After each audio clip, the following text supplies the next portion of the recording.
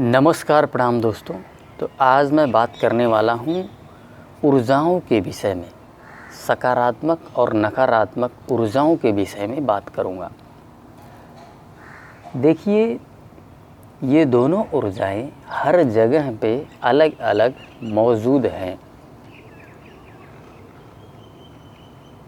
जैसे कि मैंने पहले भी डिस्कस किया हुआ है कई वीडियोज़ में कि मैं जब गुरुद्वारे में जाता हूँ तो मुझे एक अलग ऊर्जा फील होती है वहाँ पे, एक बिल्कुल ही सकारात्मक ऊर्जा।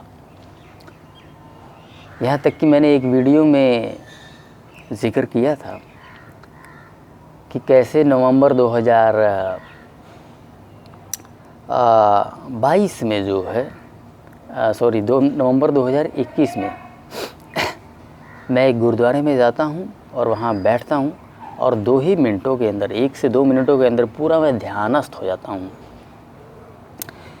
उन ऊर्जाओं को मैं महसूस कर सकता था। उन पॉजिटिव जो ऊर्जाएं वहाँ से निकल के आ रही थी, उन पॉजिटिव ऊर्जाओं को मैं बड़े अच्छे से महसूस कर सकता था।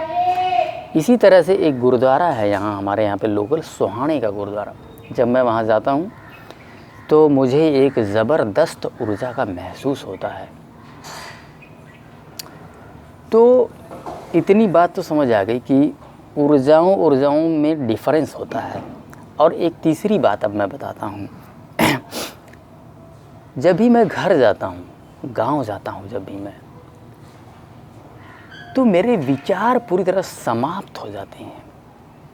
आप शहर में रहते हैं, मैं शहर में जब रहता हूँ तो विचारों का आक्रमण होता है। बहुत सारे विचार हमारे मन में आते रहते हैं, लेकिन जैसे ही मैं गांव में पहुँचता हूँ वहाँ विचार एकदम से उस मात्रा में विचार नहीं आते, बहुत कम मात्रा में, बहुत एकदम मतलब कि सबसे कम मात्रा में, यूँ समझ लीजिए आप।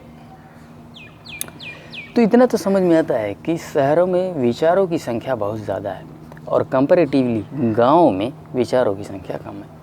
जानते हैं क्या कारण है? ये विचार उत्पन्न कौन करता है? हम ही तो करते हैं, मैं, आप, हम सब लोग ही तो करते हैं उत्पन्न। जहाँ जनता ज़्यादा होगी, जहाँ संख्या ज़्यादा होगी, वहाँ विचार भी ज़्यादा होंगे। अब विचार कैसे उत्पन्न हो रहे, पॉजिटिव या नेगेटिव, ये डिपेंड करता है।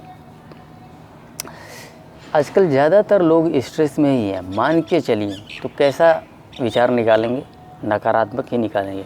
इसीलिए ज़्यादातर आप देखेंगे कि शहरों में लोग तनाव में रहते हैं, प्रेशर में रहते हैं। ठीक है, ये उन्हीं ऊर्जाओं की देन है। और आप जैसे ही या तो पहाड़ों में चले जाएं या फिर गांव में चले जाएं, आप एकदम रिलैक्स महसूस करते हैं। तो इस तरह से जो है दोस्तों, ऊर्जाओं में डिफरेंस होता है। देखिए, अलग अलग स्थान पे अलग अलग ऊर्जाएं होती है, ये तो मैं बहुत पहले ही जान चुका था। लेकिन एक रिसेंट का अनुभव है जो इस बात को पूरी तरह से क्लैरिफाई कर देता है। देखिए, एक स्थान जहाँ हम रोज़ जाके बैठ रहे हैं, ठीक है, मान लीजिए मैंने कोई नया कार्य शुरू किया और वहाँ पे ऑलरेडी जो है कोई भी व्यक्ति सक्सेस नहीं हो पाया। मान लीजिए 1 महीने 2 महीने वहाँ जाके कोई व्यक्ति नया काम करता है, बैठता है वहाँ और 2 महीने से ज़्यादा टिक नहीं पाता। देखिए, इनिशियल जो स्टेज होता है जब हम कोई भी नया कार्य करते हैं तो उसमें नकारात्मकता सकारात्मकता एक साथ चलती हैं, खासकर नेगेटिविटी ज़्यादा होती है। लेकिन जैसे जैसे धीरे धीरे काम चलता है तो जो है पॉजिटिविटी आती चली जाती है। तो इनिशियल स्टेज में तो नेगेटिविटी ज़्यादा होती है। मान लीजिए मैं एक स्थान पे बैठ के बहुत सारी नेगेटिव थॉट्स अपने छोड़ रहा हूँ, ठीक है, और 2 महीने बाद ही मैं उस स्थान को छोड़ देता हूँ। फिर कोई आता है, वो भी सेम चीज़ करता है। तो होगा क्या कि उस स्थान पे नेगेटिव थॉट्स बहुत ज़्यादा इकट्ठे हो जाएंगे एक स्थान पे, ठीक है। अब जो भी व्यक्ति वहाँ बैठेगा, चाहे वो कितना ही पॉजिटिव क्यों ना हो, वो नेगेटिव थॉट्स उसके माइंड में अटैक करेंगे, आएंगे। तो इस तरह से कोई भी स्थान चुनने से पहले हमें इन सब बातों का भी ध्यान रखना चाहिए। ये बहुत बारीक बातें हैं, बहुत बारीक चीज़ें हैं, ठीक है। और बड़े बड़े महारथी इसमें फेल हो जाते हैं, ये भी मैं बता दूं। जो अभी कहेंगे कि ऐसा कुछ नहीं होता है, वो महारथी भी वहाँ फेल हो जाएंगे, क्योंकि ये फैक्ट है, ये सच्चाई है। इसलिए इन चीज़ों को जांचना और जांचने के बाद ही अगला निर्णय लेना चाहिए हमें। तो दोस्तों, आज आपने सीखा कि ऊर्जाओं में डिफरेंस कैसे होता है। आपने कभी महसूस किया है कि कुछ व्यक्ति, कुछ लोग बस आपके सामने आके बैठ जाएं, आपको खुशी महसूस होती है, लेकिन कुछ लोग आके बैठ जाएं तो आप बहुत नेगेटिव फील करने लगते हैं। जानते हैं क्या कारण है? पॉजिटिविटी। जो व्यक्ति अध्यात्म से जुड़ा है, जिस व्यक्ति ने आध्यात्मिक प्रगति कर ली है, वो व्यक्ति जिस व्यक्ति के पास भी जाएगा, बैठेगा, वो बोले भी ना, लेकिन वो ऊर्जाएं उसके भीतर से निकलती रहती, सकारात्मकता। आप प्रसन्नचित हो जाएंगे, बस वो आगे बैठ जाए।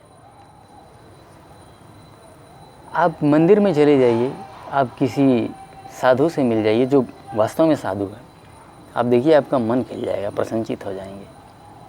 या एक छोटे बच्चे से मिल लीजिए, उसके भीतर से भी सकारात्मक ऊर्जाएं निकलती। नकारात्मकता तो वो जानता ही नहीं है। इसी तरह से दोस्तों, ऊर्जाओं में डिफरेंस होता है, ठीक है। और जिस तरह की ऊर्जा में आप प्रवेश करेंगे, जाएंगे, वैसा ही आपके मन में थॉट्स भी आने स्टार्ट हो जाएंगे, ठीक है। डेफिनेटली अगर कोई व्यक्ति अध्यात्म के मार्ग में बहुत, जिसने प्रगति कर ली है, उसे अगर नेगेटिव स्थान पे भी बैठा दिया जाए तो वो थॉट्स उसे हिला नहीं सकते हैं, ठीक है। क्योंकि जो व्यक्ति आध्यात्मिक मार्ग पे जिसने प्रगति कर ली है, वो कई सारी चीज़ें कंट्रोल में कर लेता है, वश में कर लेता है, थॉट्स अपने वश में कर लेता है, मन को वश में कर लेता है, ठीक है। मन को वश में करना बहुत ही कठिन कार्य है, बहुत कठिन कार्य है। लेकिन जो व्यक्ति आध्यात्मिक मार्ग में प्रगति कर चुका है, एक योगी, एक संत है, उसके लिए ये चीज़ें मायने नहीं रखती है। उसे जितनी ही मर्जी नकारात्मक ऊर्जाओं के बीच बैठा दीजिए, उस स्थान को भी वो सकारात्मक बना देगा। तो चलिए दोस्तों, आज का सेशन यहीं समाप्त करते हैं। धन्यवाद।